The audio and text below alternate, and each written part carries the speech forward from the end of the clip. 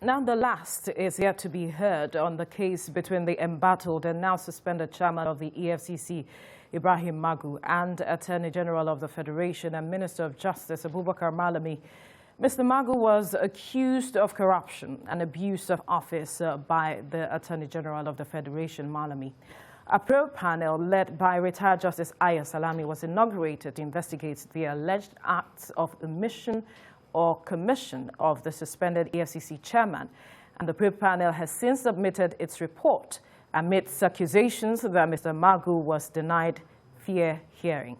The fate of Ibrahim Magu now lies in the hand of President Muhammadu Buhari. Joining me in the studio is counsel to Ibrahim Magu, Wahab Shitu, and Tunji Abdulhamid, lawyer and social development advocate. Gentlemen, good morning. Thank you for joining us on TVC Breakfast. Thank you for this privileged invitation. You're welcome. Good morning. Now, the inquiry might have come to an end, but what sort of end exactly is this for you and your client? Are you satisfied that this is an end that indeed justifies the means which it has come? Thank you. To say that I'm satisfied, or any I think in Nigerian is satisfied with what transpired, is definitely an understatement. We are not satisfied at all. Right. And the purpose of that, I think Professor Sage, the respected constitutional lawyer and the chairman of the presidential committee against us, has said it that the Salami panel cannot stand the test of legal scrutiny. If I was cancelled to throughout the proceedings, so I saw what happened. And if you give me time, just 10 minutes, I will tell you, I will raise not less than 28 issues. 28? 28 issues, which shows that what has happened so far is a charade and an injustice against Mr. Magu, who has done so well for this country. In terms of achievements, I think that is not even debatable. There is no chairman of the FCC that has posted the kind of achievements that Mr. Magu has posted. Right. In terms of convictions, in terms of loot recovery. Right. In fact, it's the poster face of this administration. I was impressed that this administration, in spite of the, started to make a statement to say, oh, we can put the chairman of EFCC up to trial. Yes. That's good. It shows that no matter how big anybody is, the law is bigger. Yes. That's salutary. But when you want to put the chairman of EFCC into trial, a chairman who has won local and international award and recognition, who has posted a lot of achievements, then you must follow the rule of law. Absolutely. You must follow the rule, because it's a democracy. And in a democracy, I'm called on the rule of law. Of course. First of all, the Salami panel is illegal. Why? Illegal is that if you look at the case of Faway, it stated so clearly that the tribunals of inquiry act under which the judicial commission of inquiry was set up. But you see, application is limited, and that's not the application. So the application is limited to the federal capital territory. You don't set up a judicial commission of inquiry to probe EFCC that has application throughout the federation. Okay. That person, you see, the present judicial commission of inquiry is set up by various states. It is going to have jurisdiction within the various states constitute judicial commission of inquiry. So, ab initio, that panel, because it is set up to probe EFCC, which is an agency that covers the entire country, is illegal. Secondly, the way Amana Magu was invited to the panel was picked on the street, taken before the panel, and subsequently detained. Is that law? Okay, so how could he have been invited? The normal procedure would be a letter of invitation. That wasn't done. That wasn't done. The letter was served on him right on the street, and he was asked to follow them and taken before the panel. He had no access to documents. He had no access to anything to defend himself. And immediately he arrived at the panel, he was ordered to be detained, and he was in detention for about 10 days. Is that rule of law? Secondly, when you accuse anybody, it's not because Magu is involved. The rule of law has no friends. It has no names. Not even copies of the allegations for which he accused throughout the proceedings. He wasn't giving copies of allegations instead of my demand publicly. So what are we talking about? Telling the Salami Judicial Commission of Inquiry was set up to probe the activities of EFCC on Magu. and given terms of reference by President Magu on July 3rd, 2020. The terms of reference given to the Islamic Judicial Commission of Inquiry, they did not get it until 35 days later, and they are started it. They sat for 35 days without having a copy of the terms of reference. And that copy of the terms of reference was not served on Magu until August 8th for a tribunal that has been sitting since July 3rd. So you see clearly that even the panel served for 35 days took evidence without authority, without knowing the terms of reference. That clearly also shows a fundamental breach of the rule of law. Again, the panel was asked to conduct a publicity in the instrument in it. To conduct a publicity, they sat a place throughout. Journalists were not allowed. And when you conduct a publicity, it means that you call memoranda of the public. The panel did not do so. They didn't call for that. They sat ready. Again. Right. But after even creating the panel, they were supposed to pay all witnesses who to give evidence or not. If you have to give evidence, you have to be sworn or not. None of the witnesses. Did you by chance in any way refer of this? None of these issues. None of the witnesses who testified before the Salami panel were sworn or not. Right. None. Fourthly, again, in a judicial commission of inquiry, counsel is supposed to be allowed to cross-examine witnesses. I, as the counsel of Magu, was not allowed to cross-examine witnesses until the last stages of proceedings. When the terms of reference arrived and I saw that it's a judicial commission of inquiry, they told us it was a committee that was sitting. That was just a panel. It was 35 days later discovered that it was not just a committee. It was not just a panel. It was a judicial commission of inquiry. Okay. So you see, so the rise of Magu was violent. That's one of the issues that, he treated something like that, and he's having a dose of medicine. All right. I think that argument is fundamentally flawed. Okay. So what I'm saying, and again, but above all, it's part of the infraction. Let me make this point. Okay, because we need to get... yes. In spite of all these infractions, a lot of them, no allegation of corrupt enrichment was found in Magu. Really? No allegation.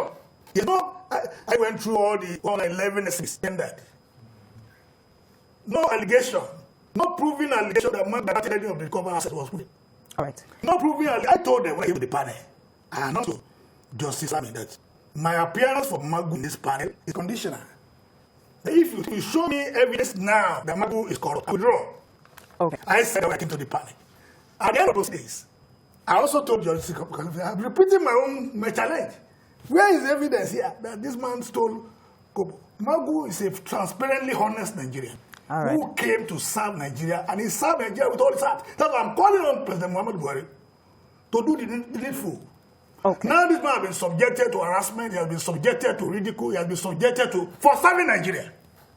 This is the time our president should rise up. And do the needful. And do the needful. Return this man back and clean this man, because this man is incorruptible. All right, if I believe today that President Muhammadu Buhari is incorruptible, if I believe today that Vice President Yemi Osinbajo is incorruptible, I believe. Yes. I also believe that Ibrahim is incorruptible. All right, let's get our other question, Abdul Hamid's reaction to all of this that you have said. I'm certain that you have been following all that's going on with regards to the panel of inquiry and Ibrahim Magu, and you heard what he has said. I wonder what your reaction is to all of this. I don't want to join issue with my Mr. Wapshitu. And I'm not creating whatever he's saying. He was at the panel. Yes. He saw the proceeding. I wasn't there. But I am also not satisfied from the report with the way and manner the proceedings were conducted. I'm not satisfied because when in law they say justice must not only be done. Seen to be done. Firstly, it was not done publicly, which to allow people to see whether or not all these allegations, the issue being raised by Mr. Wapshitu, are correct or not. There's no way you can confirm that now because we didn't see it. But like I said again, and just like he ended up with a comment, I think this will serve as a lesson to those in authority to know that power is transient.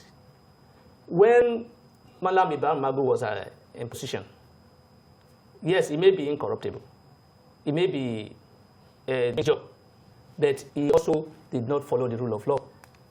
In what sense? He did not follow the rule of law. In fact, any lawyer that is standing for an accused person at that time, he see them as a corrupt element as well, because you are just standing. So once you are alleged by EFCC, as far as Magu is concerned, you are guilty. So he's facing the same issue now. So he will appreciate what they call rule of law now. And that's why I say it's a lesson to anyone in power today to know that, look, do things the way it is laid down in the law, so that tomorrow it will not be used against you. So So you think that because of the things he did, it is being used against him? Nemesis. To me, personally, I see that allegation of those as a way of taking him out of office. Right. That's what I see. I'm not saying it's corrupt or it's not corrupt.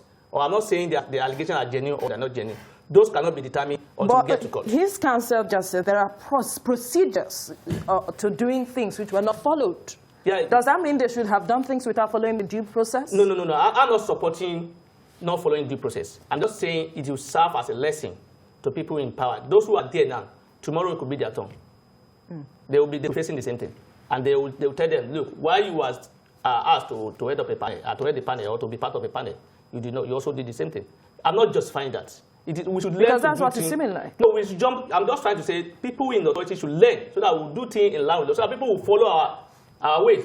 You see, the issue is this. I remember how Magu was pushing Saraki and Co. and whenever we talk, or whenever lawyers say they see us as backing corruption.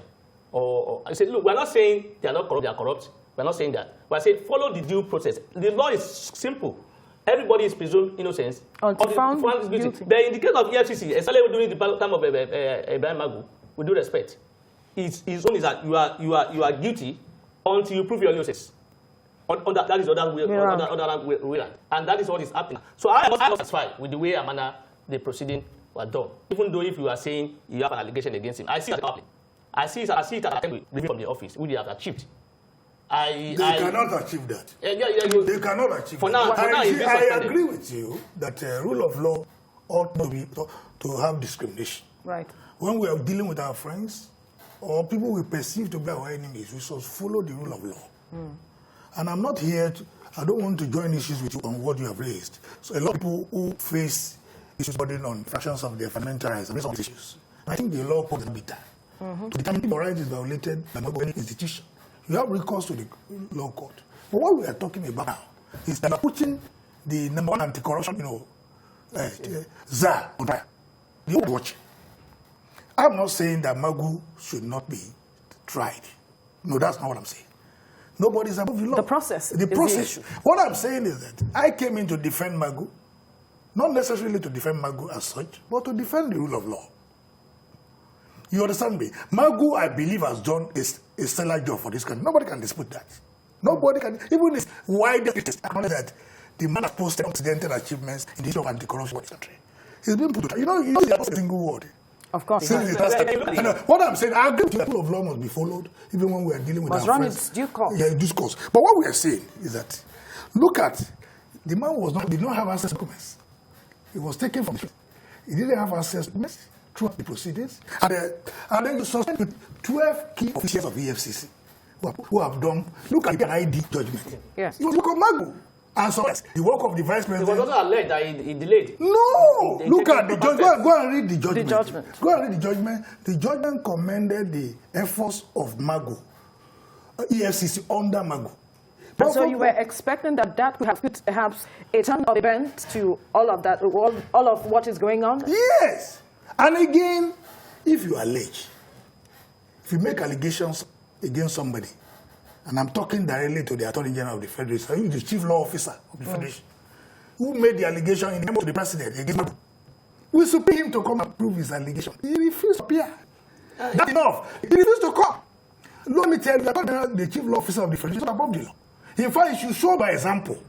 That was why he said it's perhaps a power play. We are not. There are issues of insubordination. There are issues of there were allegations of yes. I also am aware they also accused Magu of disposing of FCC of disposing of property without following due process. And I'm aware by Section 31 of the Act, the AFCC has the power to the Secretary of the Commission has the power to dispose or sell property, but subject to the rules and regulations of the Attorney General. Yes. I'm not sure whether those are followed. No, you see, let me if those are not followed, that is an infraction. No matter how good you have done, you must have done your job. No matter how well you must have performed. No matter how, if you commit a little infraction, it rubbish your integrity. And that's why I'm even worried for the expected Justice Ayo Salami for finding himself in a position where he is. Because people see Justice Ayo Salami as a man of uprightness, a man of a good standard. But the way this Magu proceeding is going, I'm thinking otherwise. All right, you see, let me make this point. You mentioned Justice Ayo Salami. I'm on record as one of the people who stood up for Justice Salami during his trial case. I had a lot of confidence in Justice Salami. And what we are discussing here has nothing to do with the person of Justice Salami. We are discussing the panel. Because of want of time, you made mention of wanting the president to do the needful. Yes. What will that be? Because the needful will be, some of these issues we have raised here have been brought to the attention of the president. What is the utility value of a report that is submitted in flagrant disobedience of the law? What is the value? Now, if what I want the president to do, you'll find out, did Magu steal? That was the essence of the question. Yes. No finding. There's no. I'm telling you. The father can only get a prima facie evidence. Let me tell you. It's only the court. What I'm saying is this: from the evidence, there's no proof that Magu. There's no prima facie evidence. Yes, there's no proof that he. No, there's a prima facie evidence. Please. I was at the panel. Okay. I was at the panel. All right. And I'm sticking my attention on the line. I don't know 111 SCBs before the panel. There's no proof. Allegation that he was laundering funds to BDC collapsed. Allegation that he laundered funds to Pastor Omali collapsed. Allegation that he gave 28 million to Federal and ACN collapsed. Allegation that he gave 4 billion naira to the Vice President, a man of integrity, collapsed. There is no proof, no single proof that Magu sold a penny. People look at Magu's house, you'll be surprised. There's no one in this country, I to be correct, who has investigated corruption the way Magu has done. He was there doing the postal face.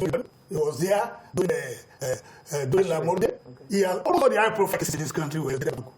And for a man like that, you look at his accounts, you can't find anything. But a transparent person like that to now facing this persecution for serving his country. So justice would be to return him back to office. If you want him to take some lesson, he has taken the elections. The dimension of law. You understand me? Return him back. Somebody who is honest must be rewarded with honesty. This man has stolen a couple. All right. A couple. Okay. This man is innocent. This man is suffering for serving here. All right. Would I encourage any other person to want to come forward to come and serve? If an innocent man like that is being punished, you understand? He's being punished. It's part of serve his country with distinction. He's being punished. He's going through this stress. That's why Muhammad Buhari is a man of justice. Right. We'll have to leave the question here now for the time. Bring Magu back to his office to continue the good job he's doing for Nigeria. All right. So we must thank you, Counsel to Ibrahim Magu, Wahab Shitu, and Tunji Abdulhamid, a lawyer and social development advocate, for your time on the program. Thank you so much. Thank you very much. Thank you, my little friend.